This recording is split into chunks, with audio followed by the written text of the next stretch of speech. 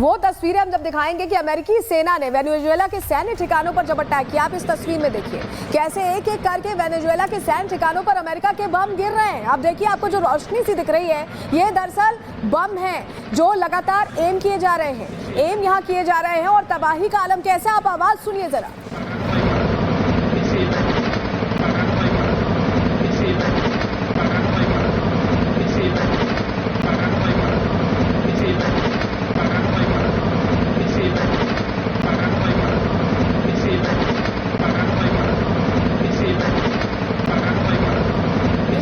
की आवाज जो आप सुन रहे हैं, इस मंजर को समझिए, देखिए और ये समझने की कोशिश करिए कि कल रात कितनी भारी रही है वेनेजुएला के लिए। ये तस्वीर के साथ ये आवाजें, सोचिए वहां के रहवासी कुछ समझ ही नहीं पा रहे होंगे कि अचानक ये हुआ क्या।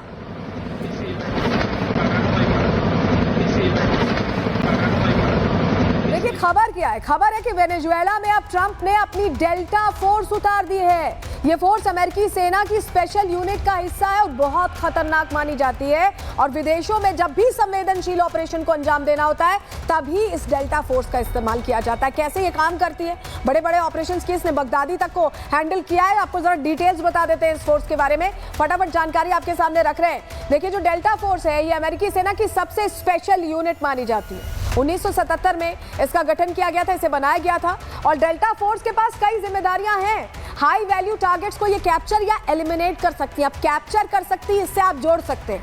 मदुरो के पकड़े जाने को आप इससे जोड़ सकते हैं। हो सकता है मदुरो उनकी पत्नी को डेल्टा फोर्स ने कैप्चर करके उस जगह पहुंचा दिया गया हो जहां का एक तरह से टारगेट अमेरिका की तरफ से दिया गया। ये जो डेल्टा फोर्स है ये FBI या CIA जैसी एजेंसीज के लिए काम करती है। डेल्टा फोर्स छोटी हाई क्वालिफाइड टीम्स होती हैं, छोटी छोटी टीम्स बना दी जाती हैं, नंबर ऑफ टीम्स होती हैं जो एक्टिव हो जाती हैं किसी इलाके में जिसे टारगेट किया जाता है। डेल्टा फोर्स ने कई ऑपरेशन को अंजाम दिया है। जैसा हम आपको बता रहे हैं 2003 में सद्दाम हुसैन को इसी टीम ने पकड़ा था। कैसे कुख्यात लोगों को पकड़ा, आप समझ रहे हैं। इस डेल्टा फोर्स ने बगदादी को मार गिराया था। तो इस तरह के खूंखार लोगों को ये पकड़ चुकी है। अब आप समझिए इसी डेल्टा फोर्स से क्या मदुरो को पकड़ा है क्या, ये बड़ा सवाल है। वहीं बमबारी के बीच कैसे मदुरो के सैनिक राष्ट्रपति भवन की सुरक्षा कर रहे हैं और रक्षा मंत्रालय से उन्हें भागना पड़ा है। जरा वो तस्वीर भी हम आपको दिखाते हैं क्योंकि रक्षा मंत्रालय से उन्हें भागकर निकलना पड़ा। आप ये देखिए, आप ये जो तस्वीर देख रहे हैं ये रात की तस्वीर है और ये जो रोशनी आपको दिख रही है राष्ट्रपति भवन पर जब अटैक होता है, जब अटैक होता है तो सब कुछ तहस नहस हो जाता है। सुनिए जरा।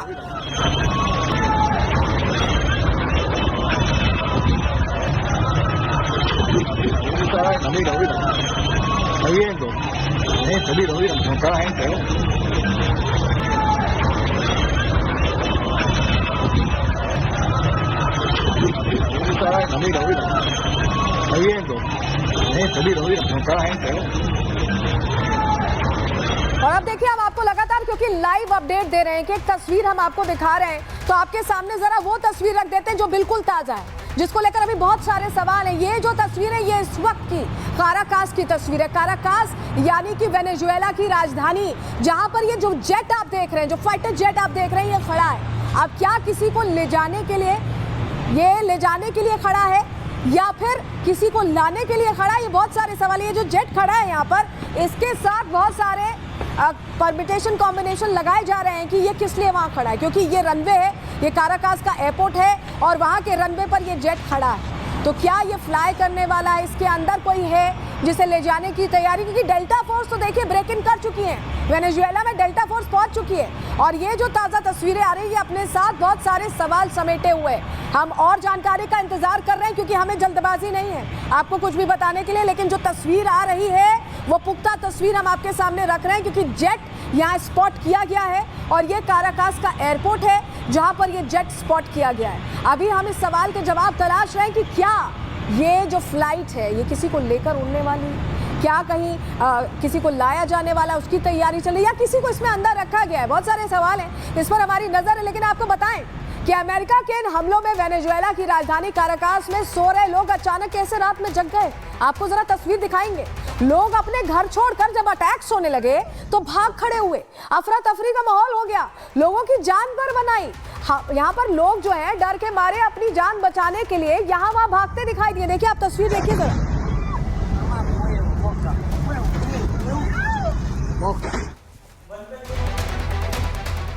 तो देखा आपने किस तरह के हालात उस समय बने आप सोचिए, आप गाड़ी से कहीं जा रहे हैं, कहीं धमाका हो जाए, कैसी स्थिति होगी आप देखिए जरा।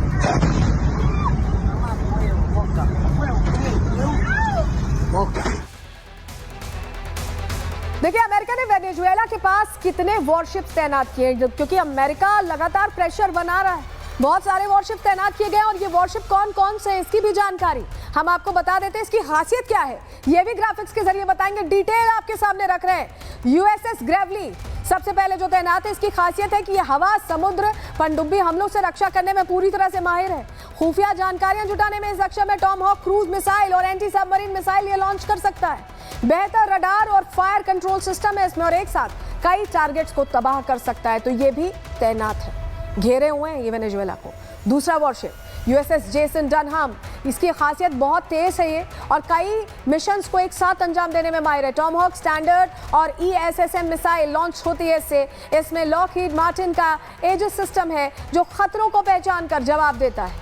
तो अगर वेनेजुएला सोचता है किसी देश से मदद लेंगे तो उससे पहले कैसी तैयारी अमेरिका ने कर रखी है आप ये समझ रहे हैं। तीसरी वॉरशिप जो घेरे हुए है वेनेजुएला को, ये भी जान लीजिए, यूएसएस सैमसन और अमेरिका के सबसे ज्यादा क्रू मेंबर्स वाला ये जहाज है जो ये लंबे मिशन के लिए सबसे ज्यादा मुफीद माना जाता है। तो पता नहीं कब से अमेरिका ने इसे निकाला हुआ है, खड़ा हुआ है वहां पर। मार्क 4 टॉमहॉक और ASROC मिसाइलें ये दाग सकता है कई सारी मिसाइल्स। मल्टी फंक्शन रडार जो खतरों को एक साथ ट्रैक कर सकता है। तो अगर कोई सोच भी रहा है कि इन वेनेजुएला को बचाने आएगा तो उसके लिए पहले से अमेरिका ने तैयारी कर रखी है। ये हवाई, समुद्री और पनडुब्बी खतरों को ट्रैक कर लेता है। तीन वॉरशिप से घेरा गया है इस समय वेनेजुएला को। इस बीच बड़ी जानकारी जो सामने आ रही है आपके सामने रख रहे हैं, जो वेनेजुएला के राष्ट्रपति नहीं है, रूबियो ये कह रहे हैं। ये बहुत बड़ी खबर आपको बता रहे हैं। यूएस सेक्रेटरी रूबियो का ये बयान आप समझिए, ये एक तरह से कवर अप समझा जा सकता है। उन्होंने कहा कि मदुरो ने एक देश पर कब्जा किया है, मदुरो ड्रग कार्टेल का मुखिया है। यानी कहीं भी ये बात नहीं मानी जा रही है कि दरअसल ये अटैक तेल के लिए हुआ है। अंदर की कहानी तो यही है, लेकिन रूबियो ये कह रहे हैं कि जुलाई 2025 में रूबियो से बात की थी और यूएस के हमले के बाद रूबियो ने पोस्ट शेयर करके उसी समय ये कहा था, क्लियर किया था कि वो राष्ट्रपति नहीं है, वो ड्रग कार्टेल के मुखिया हैं। और एक और बड़ी जानकारी जो सामने आ रही है आपके सामने रख रहे हैं, अमेरिका के हमले के बाद वेनेजुएला में संकट हमले के बाद वेनेजुएला के गृह मंत्री सड़कों पर निकले क्योंकि हालात बहुत गंभीर हैं। वो देखने निकले कि किस तरह की स्थिति है, जानने निकले कि लोग क्या कह रहे हैं, क्योंकि रात में यह हमला होता है और पूरी रात काटना मुश्किल हो जाती है। और ये तस्वीरें जो हम आपको दिखा रहे हैं, ये तस्वीर बताती है कि किस तरह के हालात है। देखिए आप, गृह मंत्री आपको दिख रहे हैं।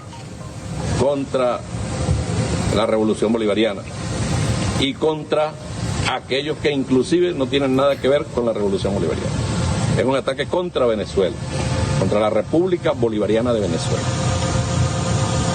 Las fuerzas militares, las fuerzas policiales, acá conmigo un grupo de